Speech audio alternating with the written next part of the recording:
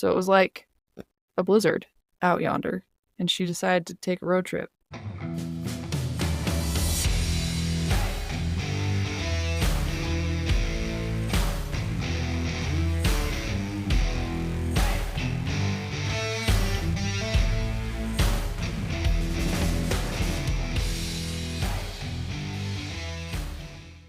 Hi, I'm Lila, And I'm Chansey.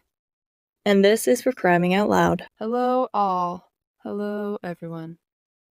We're excited to announce that we potentially have 3 international listeners. We got on our little analytics thing, and it said that we have 1 listener in Ireland, 1 listener in the UK, and 1 listener in Canada. And then I thought about it, and one of my best friends was on vacation in the UK/Ireland. So we probably only have 1 international Canadian listener, but still, it felt pretty cool. Shout out to you, the Canadian listener. I don't know who you are. I don't know if you will hear this episode, but You yeah, gave us a wow. shot. Put We are not Canada on our even little of map. your native land, and you are here. You are here. And also, if there is an Irish and English person that's listening, welcome. I just assumed that it was my friend who was abroad, but you could be a person that's not her. So if you are, thanks for listening. You're great. I always want to say people from the UK, like it never clicks in my brain that they're like English. Like I always want to say the UKers, or like you're UK-ish, the United Kingdomers, because it's like one of those weird things. Everywhere else, it's like the name follows the country that you live in, and then it's like the United Kingdom, and they're just English. We are America, and then American, You're right. it You're right. You're right. follows. But I guess some people call the UK England, right? So then I guess that follows. Well, Or is it's that like two the separate United places? Kingdom Am I of crazy? Britain, and they're British, Yeah, that's but they're true. also English. Anyways, I Is probably said it is the wrong. United Kingdom the exact same thing as Britain, Yes, it's the United right? I mean, Kingdom that's what I of thought. Britain. That's what I thought. Okay. Sorry. I just want to make That's sure I what I wasn't always like assumed. I am geographically Challenged? unintelligent. So I feel It's like I not a just had to big deal. double check myself there and just like make sure. Okay. Anyway. Yeah. So we're grateful to anybody who's international. It just feels cool to have somebody halfway across the globe potentially listening to us. So that's fun. But our case today does not take place abroad. It takes place in the US of A, here in our homeland, America. This case takes place mostly in Massachusetts and Connecticut on the eastern seaboard. But this case is actually like a really big one in like the true crime world. If you've listened to a lot of true crime or watched a lot of true crime, or you're into this little true crime community at all, then you've probably heard of this. This is actually considered one of the first like big internet social media cases that just kind of blew up, Hmm. and there's lots of speculation about it, and it's another disappearance. So sorry to everybody who doesn't like the loose ends at the end of our stories here, but I'm doing another one. I'm sorry, but I just can't help it. They're mind bending. So today we're talking about Maura Murray, and she was born on May 4th in 1982 in Hanson, Massachusetts, which for anybody who is familiar with Massachusetts, and I am not, so I had to look it up, this is about an hour south of Boston. Yeah.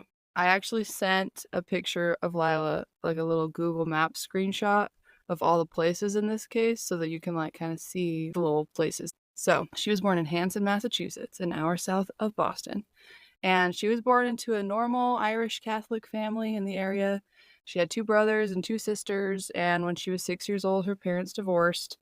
So just kind of like a normal American story. And she went to a school called Whitman Hanson Regional High School. And this is when she like kind of discovered that she was in love with running. She was very athletic, and she ended up being a track star on her team. And so she really kind of felt a call to the athleticism side of stuff. And after she graduated high school, she was accepted into the United States Military Academy in West Point, New York, which is kind of Oh, cool. that's cool.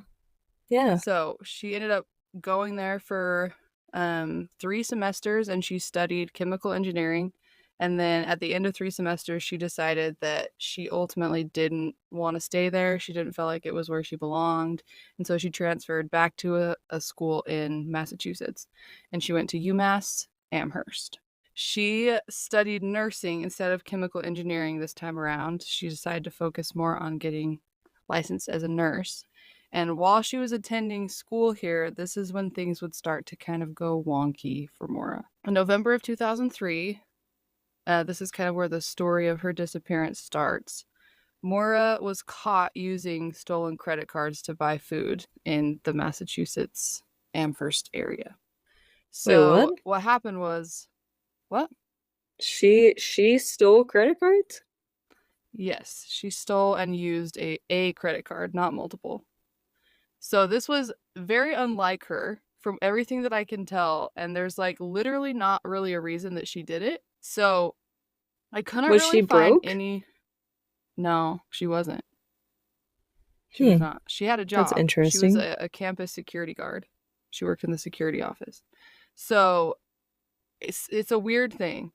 So this is I couldn't find any explanation for it except for on one place, and it was like a blog, so I don't know how accurate it is, but I'm going to say what this person said and just take it with a grain of salt. This person said that what happened was a student realized at UMass, a fellow student realized that her card was being used to buy pizza and it wasn't her. And so she like canceled the card immediately and then called police, and police were able to track the credit card number and the pizza orders that had been delivered to a dorm in the UMass area, and they tracked it down to Maura. And so they actually like set up apparently, and this is where to me the story gets a little weird and I'm not sure if it's true or not, but they apparently set up like a little sting operation where they were going to like catch her using the credit card. And this is where I'm like, maybe the story isn't real. I don't know if they would set up a sting for a stolen credit Seems card, excessive. but apparently, from this person's story, she called to use the pizza to use the card to buy pizza again, and the police brought the pizza and gave her a bill to sign. And as soon as she went to sign it, they were like, "Actually, we're the police," and they Wahaha, like we caught charged you. her. Yeah, Yeah, that's exactly. that I seems feel like that's really probably not not real, the but top priority of police in the area to do that, but who knows? That's is there just any one way story. she like possibly like accidentally took somebody else's card? Like thought it was No, hers because she and didn't then have a card. She had a credit card oh. number. But according Oh. to this story, she had found a credit card number on a receipt in the trash. And she had started using the credit card number, but she didn't actually have the physical card. That's what the story Hmm. says. That's I couldn't find interesting that because anywhere else. All I know from like huh. legitimate sources is that she was charged with credit card fraud. That's the But weirdest thing to me. Why would you just randomly, like one day you're just like, yeah, I'm just gonna, it's not like seeing a credit card lying around and being like, they won't notice. It's like you like yeah, had to get the number and then it's a pain because anytime you use it to pay for anything, it's like you have to sit there and read off a 12 digit or whatever like like code to people. yeah. I don't know. It And seems like a hassle. it seems like from what I can tell, she only used it to buy food. Like she didn't use it for anything else. She just used it to buy pizza and get it delivered to her dorm. And That maybe was that the was just only because she charges that she used. thought like that wouldn't get her caught. It was like low key Maybe. enough and slide I don't under the know. radar. Hmm. Potentially. Maybe she was just sick of living in a budget. Nobody likes living by a budget. Maybe she was like, you know what? I found this card. I'm going to treat myself to pizza. It just, that's not how you live life. So unfortunately, it didn't go well. But luckily for her, when she was charged, police basically said, like, these charges are going to stay here, but we'll dismiss them in 3 months if you, like, have good behavior for the next 3 months and you don't do anything else like this or anything bad. So Okay. the charges were like set to be dismissed in February of not 2024, 2004. And so she just had to go 3 months without doing anything to warrant more police attention and she would get the charges dismissed. So I don't know. It kind of like was just this weird little thing that she just did like a few months before she disappeared. So, and that's literally all there is to that story. Another weird thing that happened in Maura's life right before she disappeared, about 5 months after the pizza credit card incident, she was working at her job for campus security, and this was February 5th of 2004. And Maura was talking to her phone, to her sister on the phone, to her phone on the sister. My goodness. Yeah, I mean, I do that all the time. It's fine.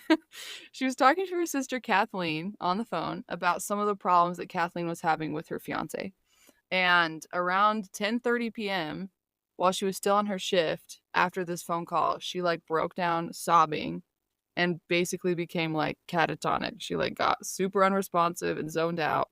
And her supervisor came in and tried to like talk to her and figure out what was going on, and she was just like nothing. No response. She just sat there and was like crying. And so at like 1:20 a.m., like 4 hours later, her supervisor walked her back to her dorm and was like, "What is wrong?" Just like asked her if everything was okay. And Moira just said like my sister. That's what she that those two words, and then she walked away. so are those like symptoms of any kind of drugs? I don't do drugs. I don't know anything about drugs. Can drugs just put you into like a catatonic state I've that's like never overly emotional and I didn't actually look into it because I wasn't sure. I've never heard of any drug doing that, honestly. But I don't know because I don't do drugs either. And that's not one of the theories about this situation, to be honest. hmm. But it could have been. It seems like an odd thing, but what I'm about to say will probably make it seem a little bit less weird.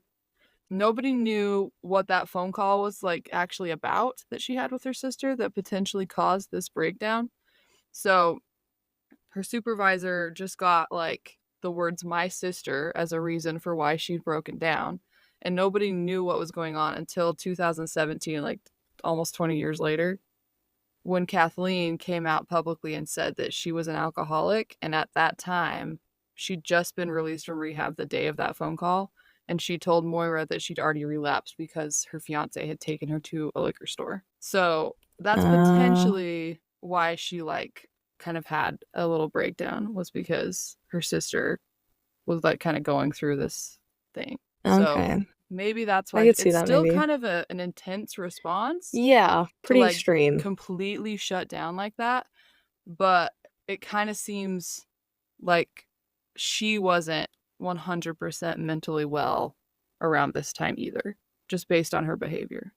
And that's my Yeah. opinion. Some people would probably not say that, but personally, it just seems like she wasn't doing her greatest at the moment. With the fraud charges and school, it's kind of a lot. I don't know. That's just how Right. I would feel if I had that going on. So, 2 days later, on Saturday, February 7th, in 2004, this would be the last time any of her family would see her. Her dad came to Amherst to go car shopping with her, and then he took her and her friend to go to dinner, and then he went to a motel. And Moira, I'm gonna struggle with that name this entire episode. Yeah, I'm you gonna want to say start again. Moira like that show that I can't think of right Yeah, now. Moira, Schitt's Creek.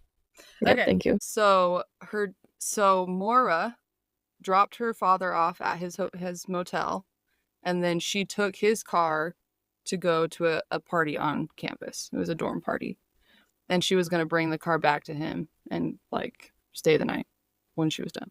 So she went to the dorm party. She arrived there at about 10:30 p.m. and then she left at 2:30 a.m. the following morning. And so she was there for like, I don't know, 4 hours, something like that. And then on her way back to her father's motel, she around 3:30, she struck a guardrail on Route 9, and she like totaled her dad's car. She caused like $10,000 of Ooh, damage to his car. ooh, And rough. so police were called, and it's not documented whether or not there was a field sobriety test done. So we don't know if she was inebriated or not, but it seems like she could have been, potentially. Yeah, But for that's just sure. me speculating. Um based on some things that happened later. But I think that maybe she might have been drunk, but there's no like official documentation saying that she was. And then she had to get driven by police back to her dad's motel, and she told him what had happened and stayed the night with him there. I can imagine that conversation being super fun. Hey Super Dad, fun. you don't have a car anymore. Sorry about that. I like totally totaled your vehicle. My bad. And I was on my way back from a party where I may or may not have been drunk. And 100% she drunk, was yeah. 21, I think. So she was like just barely Oh, legal drinking age. so she So it was really like is like pretty young. bad. Yeah. Okay. Yeah. Anyways, she'd only been at her dad's hotel room for like a few minutes. She called her boyfriend and just, we don't know what they talked about. She was probably just checking in with him or something, but we don't know. And then later that morning, after the whole mess, her dad went and rented a car, dropped Moira. I keep saying Moira. I keep saying a mix between Maura and Moira, and it's just not happy. Okay. Later that same morning, Maura's dad rented a car and then dropped her back off at the university, and then he went back to Connecticut where he lived.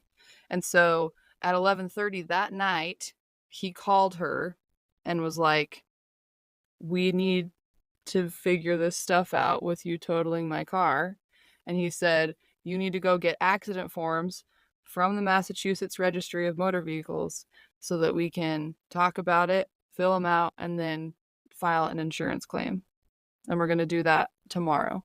So you need to go pick those up, and then I'll call you tomorrow and we'll fill it out."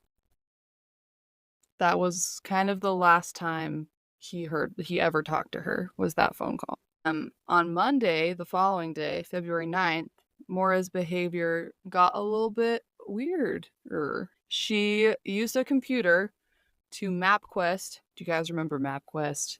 It's like before the days of Google, when you had to get on a computer and print out MapQuest directions because GPS was like not a thing. I remember that. I'm pretty Do old. you? I do. I Do remember you printing out really? directions. No, I do. I remember Hmm. printing out directions in a library. I don't know why I did it. I probably didn't need to because I couldn't drive. But I printed out MapQuest directions to get somewhere. I don't know what I I'm was only doing. like 2 years younger than you, and I have no recollection of MapQuest. You don't? I even know what the logo looks like. I remember it I like mean, printed out on a piece of paper. I know what it is, but I like never used it. I used to go to the library a lot in the summers on my bike, and I would just do random stuff on the computers, and I probably just like printed something off one time. I didn't actually need it, but I remember it.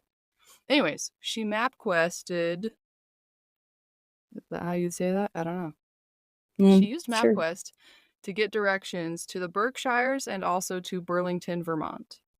This is when that little map I gave you might be help, because the Okay. Berkshires are one direction to the west, and they're only like a half hour from where she was. Burlington, Vermont is like way up north from where she is. So Yes. she got directions to two different spots. Okay. And she emailed her boyfriend that day at like 1 p.m. And this was the last actual like contact anybody had with her that like knew her. So like her father talked to her the night before, and then she emailed her boyfriend at 1, and that was like the last time anybody close to her heard from her. And in that email, she said, "I love you more, stud. I got your messages, but honestly, I didn't feel like talking to much of anyone. I promised to call today, though. Love you, Maura." So Hmm. that kind of, to me, indicates her state of mind that day. Like she's not really feeling like she She doesn't doesn't want to want talk to to her talk to boyfriend. She anybody. doesn't want to see anybody. Like she's just She's kind of kind of like, keeping to yeah. herself. And I don't know if there was a reason for that or if she just wasn't feeling it that day, but it seems like she just was kind of feeling isolated, like she didn't want to be talking to people. So, also kind of weird that day, she also made a number of phone calls after she emailed her boyfriend that day. She called about renting a condo where her family used to go on vacation a lot, but ultimately Maura didn't rent the condo. And then she called a fellow nursing student at like 1:13, so like 10 minutes later she called a nursing student. We don't know what they talked about. And then like 10 minutes after that, she called her work supervisor and she told her supervisor that she was going to be out of town because there was a death in her family and that she'd call them when she got back to town. What's weird about that is that her family confirmed later that there was not a death in the family. So she was So she making an was excuse to get out of work. getting out of work. Yeah. And to me, the thing that stuck out about this is that she like set it up so that she could go back and go to work, right? Like she could have like just not even called them if she was just gonna like run off and not see anybody ever again, or she like, you know what I mean? She wouldn't have Yeah, bothered calling. it seems like she had plans to go back, Yeah, she was like maybe. setting it up instead of just like disappearing. When you like leave a job and you're never gonna see those people again, I understand that sometimes people just walk out because they have no reason because they're not going back. So they're just like, whatever. But she didn't do that. She called, she made an excuse, she said she'd contact them when she got back to town after this whole thing was fixed with the death in her family or whatever. So it's weird to me that she did that. She could have just like not bothered, but she did. So it seems like she was planning on potentially coming back. At 2:05 p.m., Moira called a number that like provides hotel booking information in the Stowe, Vermont area, which is also on your map. I'm going to post the picture of this map on our Instagram so people can see some of the spots that we're talking about. But this is a different location. It's in the general area of like Burlington, but it's like not in Burlington. And then finally she called her boyfriend again. No, not again. She called him instead of emailed him at 2:15 p.m. and she left a voicemail saying that she'd call him later. So she made like this series of calls in like a half hour. And then nobody heard from her again. Yeah, it is kind of interesting. It almost seems like she's tying up loose ends before she takes off. Yeah. And that's literally what it seems like because then she packed up clothing, textbooks, birth control, and toiletries into her car and then she took off. So she left campus at 3:40 p.m. in her 1996 black Saturn sedan. And classes had been canceled that day because of a snowstorm. So it was like a blizzard out yonder. And she decided to take a road trip, which is weird to Gee. me. And then at exactly 3:40, Maura was seen taking $280 from an ATM, and CCTV footage shows that she was by herself. She wasn't with anybody. And then she stopped at a liquor store she bought about $40 worth of alcohol. She got Bailey's Irish Cream, Kahlua vodka, and a box of Franzia wine. So she got stocked up on alcohol. And then security footage at that liquor store shows that she was again alone when she made those purchases. And then she got, at some point, before or after this, they're not sure, she picked up the accident report forms that her dad needed her to get. So that to me is also telling because if she was just gonna like disappear, potentially, run away from life or whatever, she wouldn't have like bothered getting the accident report forms that her dad needed. Yeah, like that's It's a weird. responsible thing to do. Yeah, exactly. Not So like she a just I'm has like running away, some never coming back. exactly. She just has like some contradicting behaviors here, but it's interesting. So at this point, after she's got her $280 cash and she's bought her alcohol and she's got the accident report forms, she leaves Amherst and she gets on I-91 headed north, which is not in the direction of the Berkshires. She like decided not to go that route, I guess. And at this point, it was between 4 and 5 p.m. They're not exactly sure what time. And she called her own voicemail at 4:37 p.m. And this was the last time that she used her cell phone. So she called her own voicemail for whatever reason, and then she didn't use her phone again. So Why would you call to your own this, voicemail? if you have like you call it if you have messages that you need to listen to. Hmm. So like potentially like her boyfriend had left her a message or something, or Oh, I get it you know what I now. mean? And she was checking her voicemail to For some see. reason, I just had like a blonde moment and I thought you were saying that she like called and left a voicemail for herself somehow. And I was like, Oh, I see. why would you do that? No, she Note to called self. her voicemail. Got it. She called her voicemail basically to check her messages, I think, Got it. is what Got it. I got from that. So after this, like nobody, like she's not used her cell phone and literally nobody hears from her ever again. And there's no indication that she told anybody about where she was going or what she was doing or why she packed up her stuff and left in the middle of a snowstorm. There's nothing. She didn't tell anybody about it. She didn't tell family, friends, her boyfriend, random nursing student that she called. Like she didn't say anything to anybody. So that's just weird. Yeah, I it don't is. know. It was weird.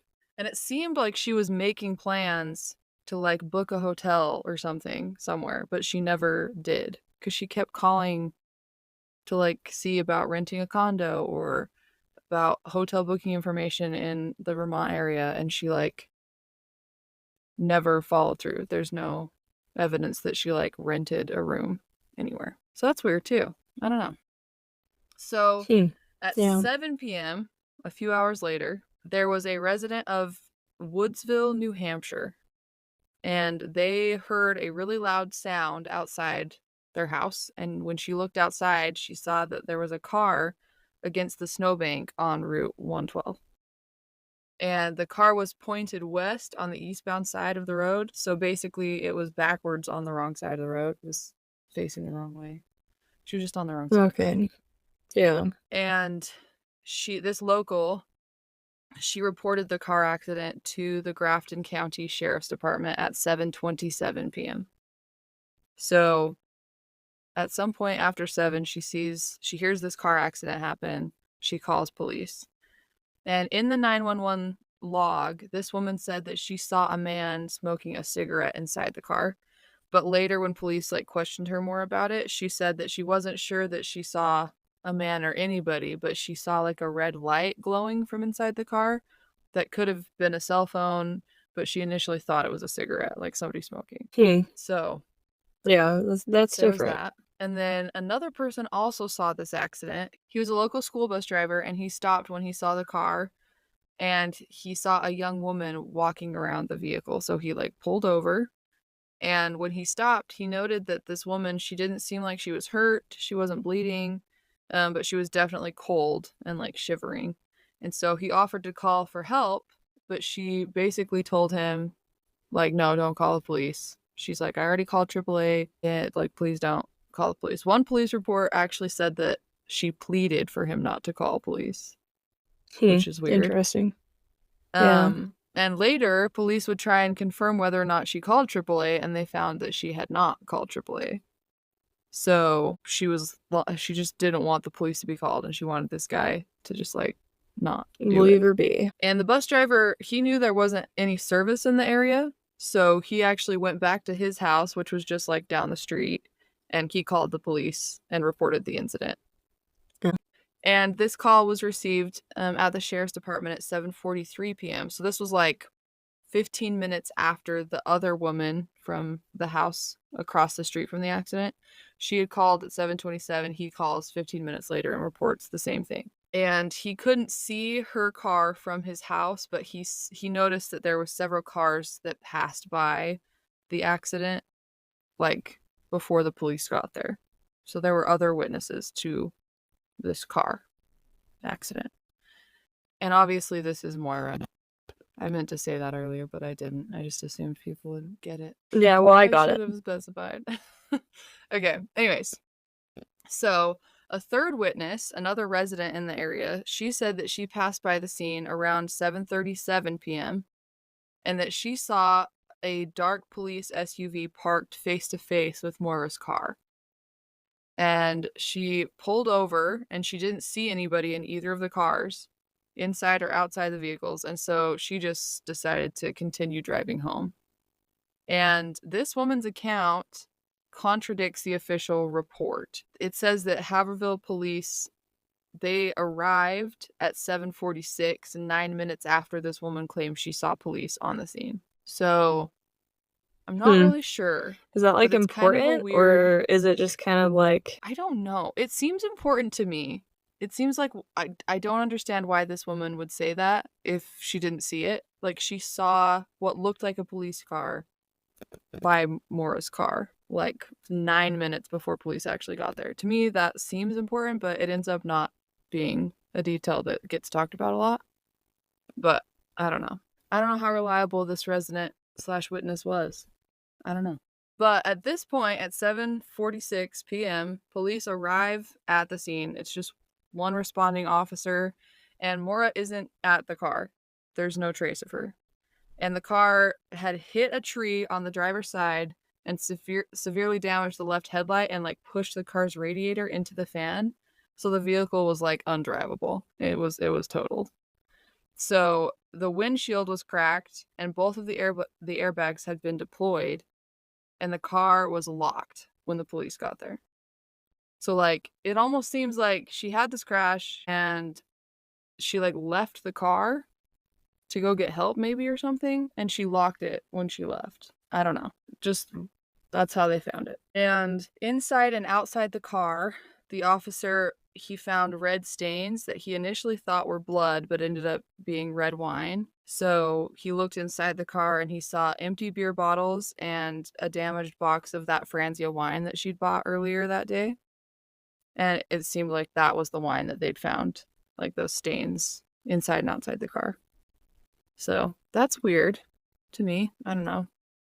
so she And was drinking and driving? it seems that way, yes.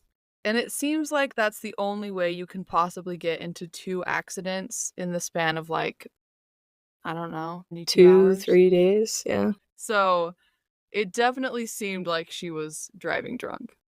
But we don't actually know that for sure because she's never been found. So we don't know. But it seems highly likely. In the car, the officer also found a triple A card that was issued to Maura. And he also found the blank accident report forms that she'd picked up for her dad. He found gloves, which is weird because it's cold outside, so you'd think she would have taken those with her. And he found Mhm. CDs, makeup, diamond jewelry, and then he found the MapQuest directions to Burlington, Vermont. He found her favorite stuffed animal, and he found a book called Not Without Peril about mountain climbing. So that was all that was found in her car at that time. And later, they would also discover that there were some items missing from the car. Her debit card, her credit cards, and her cell phone were all gone.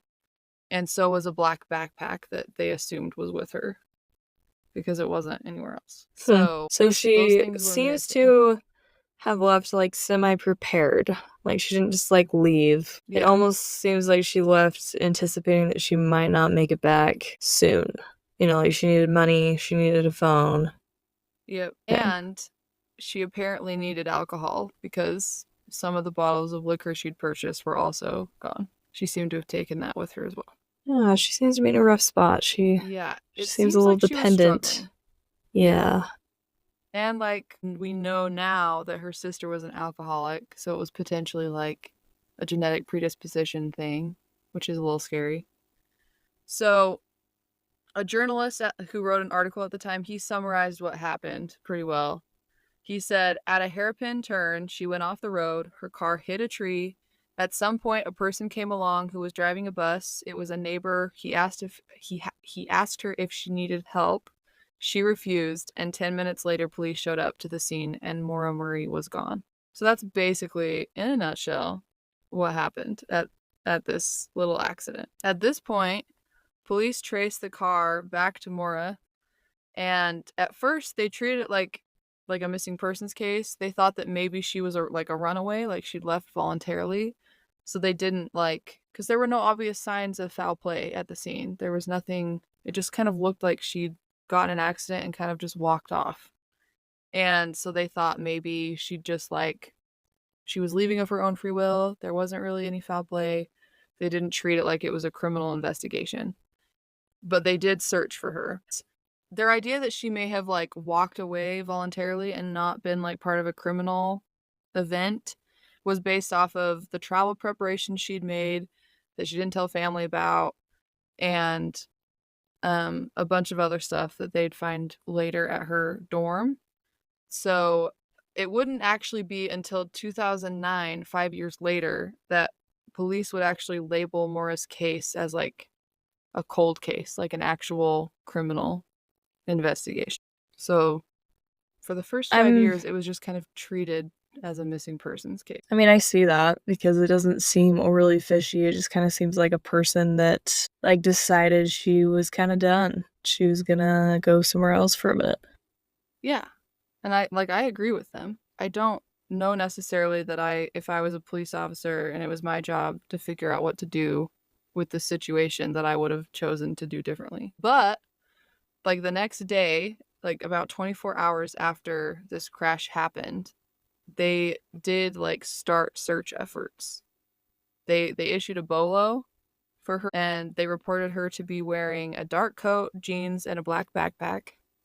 And they were basically just trying to get information about anybody that had seen her potentially somewhere. And that same day, they left a voicemail for her father, Fred, telling him that her car had been found abandoned. Fred didn't actually get the call because he was out of state for work, but one of Maura's older sisters actually contacted her father and told him about the situation.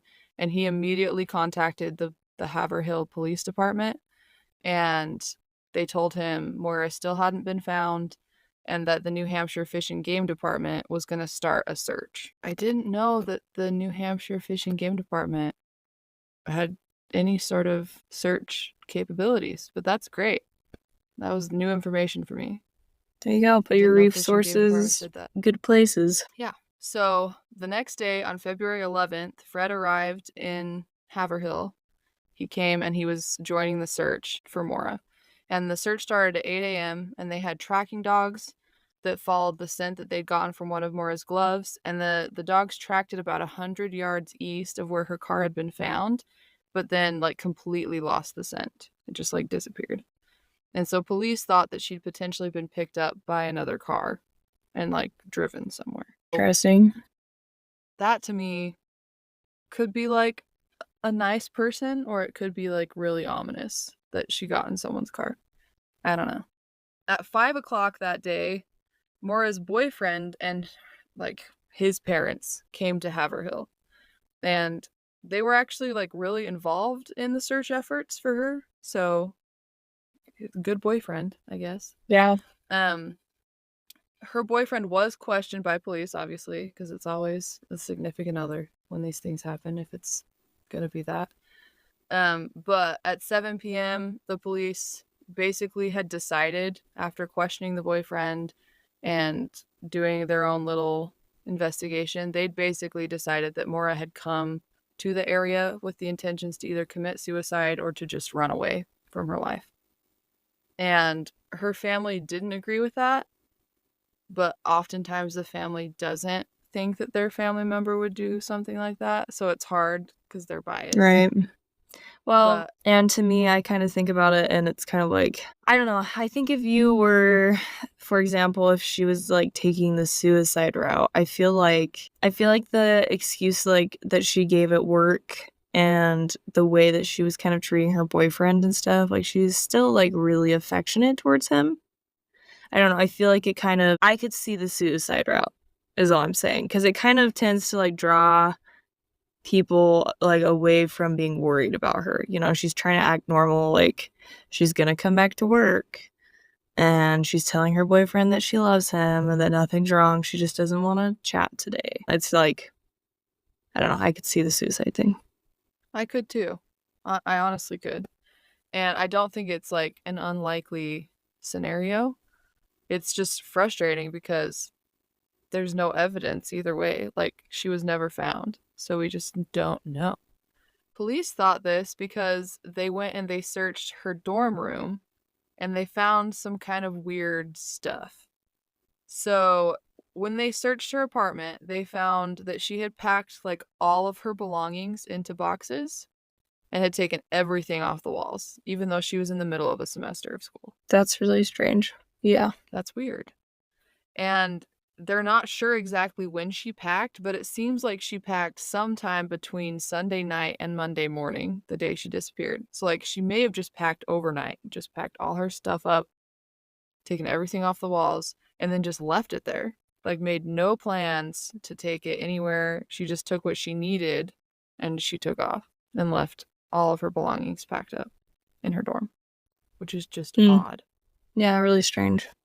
And on top of the box, police found a printed email that was to her boyfriend that indicated that there was some trouble in that relationship. And I tried to figure out what that email was, and the only thing I could find was a Reddit source. So I'm going to say what they said, but this is most likely not factual. But this is what I saw in multiple places on Reddit. Basically, the interwebs believe that this email, and they seem to like have some sort of like, I don't know, it's either a really elaborate story or somebody actually has an email like this. I don't know. But they searched her dorm room, they found the printed copy of an email, and her boyfriend Bill was apparently, he cheated, basically.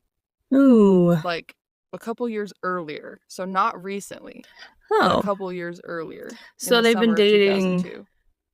Yeah, They've been dating for a while. 2 years ago, he cheated. They don't know when they don't know when the email was printed out or when it was sent, but basically people think it was a a message to her boyfriend that like the reason she was leaving was because of what he did, sort of thing. Because it was like 2 years old, this email. So that's yeah. what Reddit thinks.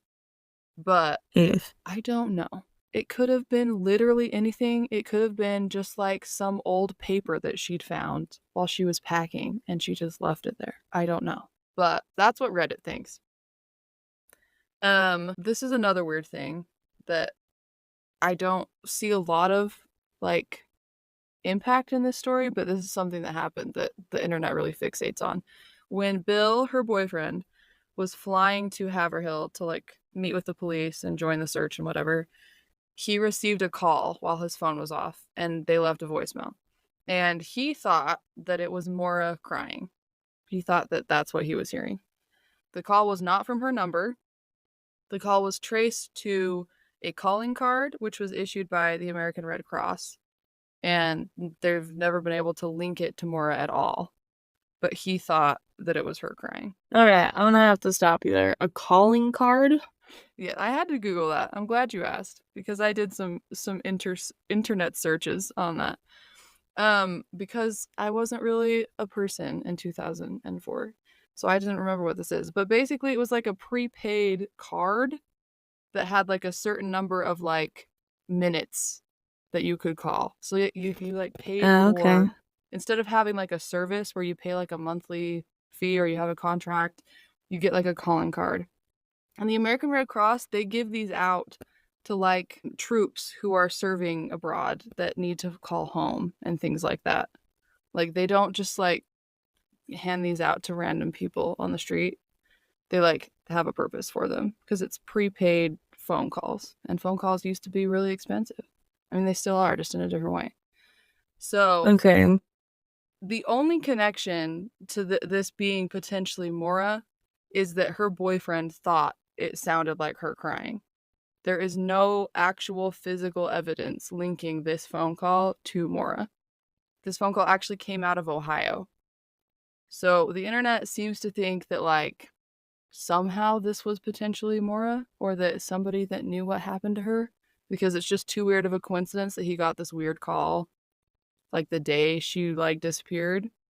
But So I don't know. he's flying out there how long after she's been That day, seen? It's that like very the day. next day. Well, she went missing like the night before, and he flies out the next day. So less than 24 hours later, he's flying out. So on February 12th, 2 days later, Maura's father and her boyfriend Bill, they hold a press conference in Bethlehem, New Hampshire, and the first coverage is released. And by 3 p.m. that day, the police have reported that Maura is listed as endangered and possibly suicidal. And they think that she was intoxicated when she crashed. So they like give that information out to the public. The weird thing is though, is that the bus driver, when he talked to Maura, he pulled over, asked her if she needed help, asked if she needed him to call the police. She didn't seem to be impaired. Like, he did not notice her being drunk or, like, unable to communicate well. So he didn't think that she was drunk when he talked to her. If she wasn't, it's confusing why there's all those empty bottles of liquor in her car. I don't know. And this case, I think it became so, like, well known because her father and boyfriend were relentless trying to get media attention on her disappearance. So they expanded their search into Vermont, and they were very upset that authorities didn't seem to have the same level of urgency as they did to find Maura and understand what happened to her. And so 10 days after the investigation started, because there was so much like media coverage, the FBI actually got involved in the investigation, and local police announced that it was now like a nationwide investigation. After that, there was another search for her, a ground and air search, and they used helicopters with thermal imaging cameras, they used tracking and cadaver dogs, they used all sorts of stuff to try and find her. And you have to remember, like, this is in the middle of winter. It was snowing. Like, it was going to be hard to find anything, basically. The only thing that they found during this second search was they found a pair of women's underwear that was lying in the snow, and they DNA tested it against Maura, and they found that it wasn't her underwear. So they literally had no trace of her. None. Yeah, They had she no idea just where she'd vanished. been. She just vanished. And at the end of February, police, they returned the items they'd found in Maura's car to her, and basically, like, search efforts were done at this point. It had been like 3 weeks, and they were still, like, looking for her, but, like, it wasn't like an active thing anymore. Her family checked out of the motel they'd been staying in while they'd been searching. Basically, that was kind of like the end of like a full-on search for her. And in March of 2004, just like the next month, another woman went missing under similar circumstances. So I'm just gonna like briefly talk about this just so we can kind of see the parallels. This woman, her name, she was actually a young woman. She was 17 when she disappeared. Her name was Brianna Maitland, and she disappeared from Montgomery, Vermont, which is on the map that I'm going to post.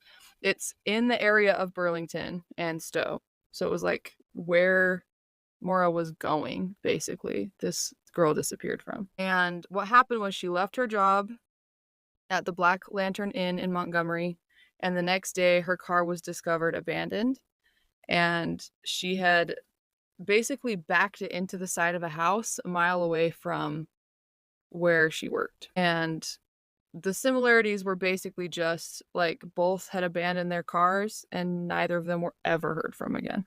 There was no evidence. There was nothing. Nobody knew what happened to either of these. Yeah, that is weird, like, for sure. Yeah. It's a weird And coincidence.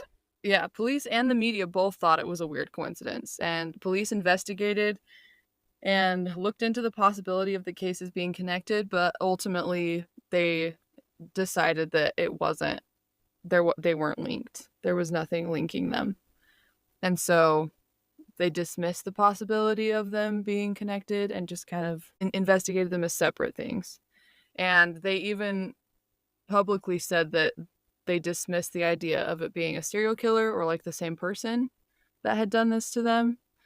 And that was kind of the end of that. But people still kind of link their cases just because they happened so close together and they were like geographically close together and the situations were kind of similar.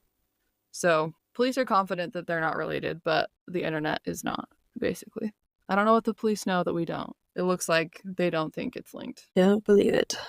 They don't believe it. Like I said earlier, they had given her family back everything that they'd taken from her car.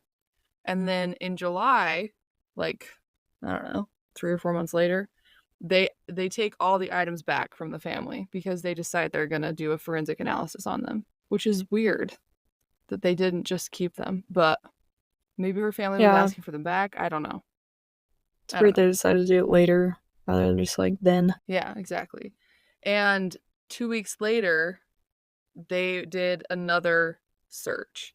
And this was the first search that was done without any snow on the ground. So it was like they were hoping that they would find something new now that there was no snow kind of covering up potential evidence. But unfortunately, they literally found nothing. They didn't find anything conclusive. And at this point, Fred, he seems to be like super, super dad because he just like will not give up on getting coverage for this case for Maura. But he basically like he leads a campaign in the media. He goes on like multiple shows. He petitions the governor for help in her search, all sorts of stuff. And then in late 2005, he files a lawsuit against several law enforcement agencies to try and get files on Maura's case. So he Oh just like wow. can't let it go. Well, And good for him. there are a couple, and I get that. I can't imagine that, honestly. But he just like was relentless in trying to find information about her. And there was some tips that came forward. Like for instance, there was a man who had been driving home the night that Maura disappeared, and he said that he saw a person, he couldn't tell if it was a man or a woman, wearing jeans and a dark coat, and they had a backpack on, and he saw this person walking along the highway, and that he saw them get into a car with somebody, like they were hitchhiking or something. Okay. And at the time, he just like wasn't paying attention to the date, and so he didn't report it immediately. But that's what he thought was potentially happening, was that Maura had gone into a car. But they were never able to like track down who that person was that picked up that random person on the road, even though it seemed likely that it was Maura because it was like a mile away from where the crash happened. So we don't know. But after this, the internet kind of like they determined that they were web sleuths and that they were gonna solve this case basically. And in November of 2005, this person named Tom Davies logged into a message board about Maura's disappearance. And he said that he had seen a black backpack that looked like Maura's black backpack in a restroom at an overlook about 30 miles east of Woodsville, where she had crashed. At the time, when like the senior assistant attorney general, he was questioned about this backpack, and he basically just said like, we're aware of the backpack, and that's it. Nobody knows what happened. Nobody knows if they took it in for testing or not. They have no idea. So there's just like these little bits of like stuff that keeps getting brought up, but there's no like actual solid anything linking it to Maura. Like in Yeah. October, a year later, after this guy claims he saw this backpack, they did another search, and it was done by volunteers. And in the closet of an A-frame house about a mile from the crash site, cadaver dogs like went crazy on this closet in this house. And Hey. they thought that it indicated the presence of human remains. And so the house, like the residents, they did not cooperate, and they wouldn't give permission for the house to be searched or for that area to be excavated. And so nothing was done. And Fred was publicly like, he publicly stated that he believed that Maura was there. And so that's kind of weird. And the reason Yeah, he said that that's he believed that was because a year earlier, well, no, not a year, 2 years earlier, at the end of 2004, a man had come forward to Fred and had given him like this old rusty knife. And he had said to Fred that at the time that Maura disappeared, his brother lived in the area less than a mile away from where Maura's car crashed. And he said that his brother had been acting strangely after her disappearance, and that this man believed that the knife that he was giving Fred had been used to harm Maura. And gee. the family of this man said that he was making the story up for reward money, and that he had like a history of drug use. Oh. Some people believe this man was telling the truth. Fred believed him. I mean, you would cling to any like Hope. Yeah. hope. But it was weird because the house that these cadaver dogs indicated on was actually owned by this man's brother. So So there's like, there was what like a order little bit that of a link. what order did that come in though? Like, was it leaked to the public? Did the public know that house had been searched and stuff? No. Like, was that public So knowledge? the house hadn't been searched yet when this man came forward. He came forward at the end of Oh, 2004 and they searched the house in 2006. So they like so he that's a came weird first, he truth. told his story about the knife, and then they found out that the home that they'd searched was actually like had previously belonged to this brother. So I think he moved at some point. I know he moved at some point. I don't know when. But he wouldn't let them actually search the house. He let them in, and then the dogs freaked out on the closet, and then they wouldn't cooperate with a further search. But in Yeah, that's 2019, fishy. it's weird. In 2019, the owners actually were like, go ahead, you can search our property. And they did an excavation on this closet, and they literally found nothing. There was nothing in there. They couldn't find anything. So it seems pretty unlikely that this man's story about the rusty knife and his brother was true. I But there's mean, always the possibility that he could have removed her body in that time. I don't oh, know. for sure. I mean, it seems weird. Why, the thing I guess I don't get, why will you not let somebody search your property if you're not guilty? Like, what are you Yeah, hiding? it's weird. I It's mean, I weird. guess he could have been guilty of a smaller crime that he didn't want enforcement to know about, but Yeah. I mean, potentially. It's a weird thing. And it's weird that these dogs, like multiple dogs, responded to the same place in this house, the same closet. But there was like, unfortunately, no evidence when they finally were able to get in there. And her father is very unhappy with authorities, obviously. He's kind of made it his thing to be upset with them in the media. I think he kind of has a right in this situation because like they had some sort of lead, and if he feels like they didn't follow it because they weren't taking it seriously. So I get that. I don't know. But basically one of the main theories, and this is the one like that to me makes the most sense, is that she like got in this crash, she was drunk, she didn't want police involved because she didn't want to get in trouble for a DUI or whatever. And so she decided to like take her backpack, take her stuff, and like walk to potentially get help. And at this point, she got picked up by somebody who either took her where she wanted to go and she just like voluntarily left and started a new life, or this yeah. person hurt her. And I think that's probably what happened. I don't know. I mean, But I would tend to believe that just because, like, if this case at that time really did have that much media, even if she's trying to disappear, you would think that somebody would recognize her, and like oh be like, yeah, "Hey, aren't you that there girl?" was so much media coverage and so many like organizations that offered like extensive expensive rewards. Like one group in Arkansas, they offered a $75,000 reward just for information that would lead to some sort of something about her disappearance. Like, and that was in Wow. Arkansas. Like there were groups of like retired police officers and private investigators that like got together and they just led their own searches in these areas. There were like tons of searches done for this girl in this area, and nothing was ever found. Nothing. No trace of anything. And so you'd think like if she was still in that area that something would have been found in the past 20 something years since she disappeared. But nothing's ever been found. She's never been seen. Her backpack has never been confirmed to have been found. Nobody knows what happened to her. But her father is relentless. He's kept the search efforts up for her. He appeared in the media as often as he could. He petitioned lots and lots of people for help.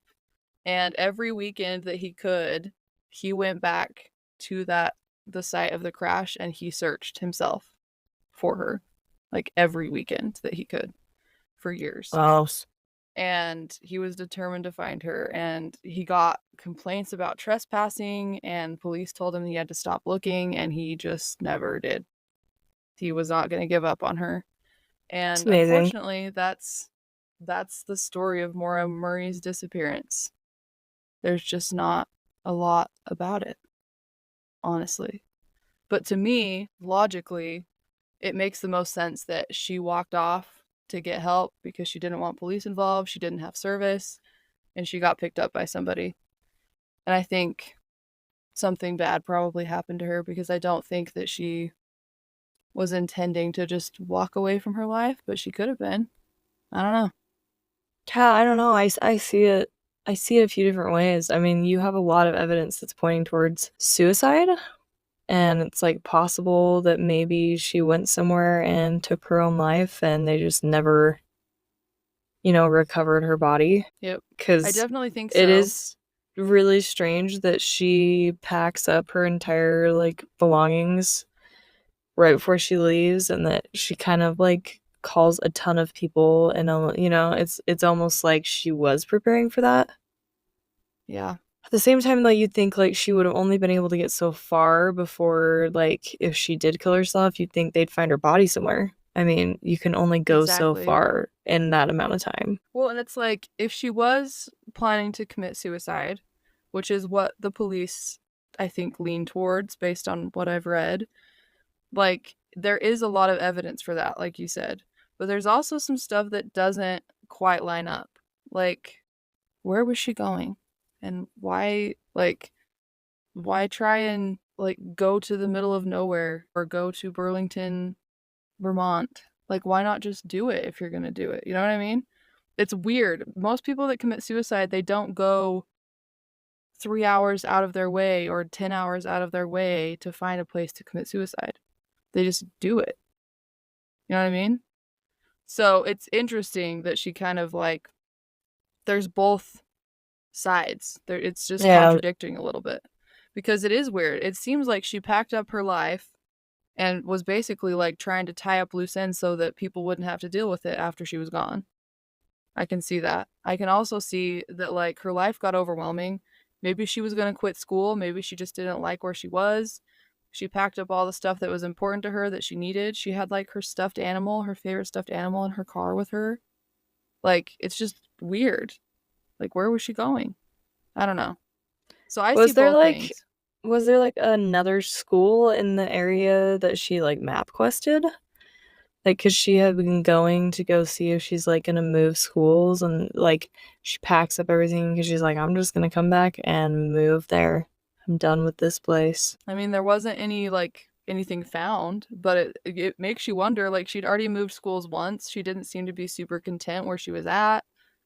Things seemed to be Hmm. hard. She was struggling. It makes you wonder. Like, it seems to me like if I look at just the evidence without like her disappearance as a factor, it seems to me like she was just like not loving life and that she needed a break. She like was basically planning like a little getaway. She was like looking at places that her family had vacationed before.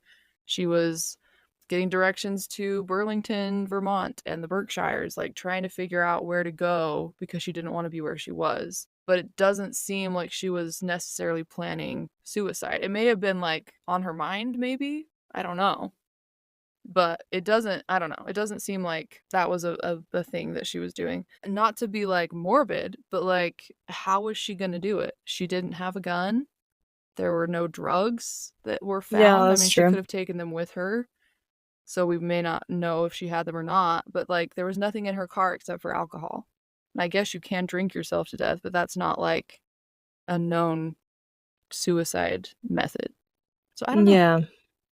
It just seems Hmm. like there's both sides.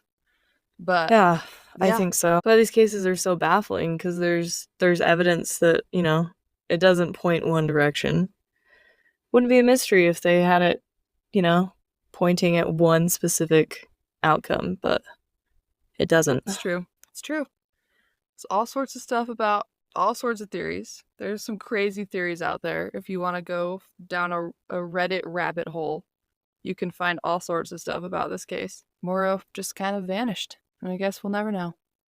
Wow. Crazy, crazy case. Thanks for tuning in this week, y'all. Thanks for listening to Maura Murray's story. And you should follow us on social media.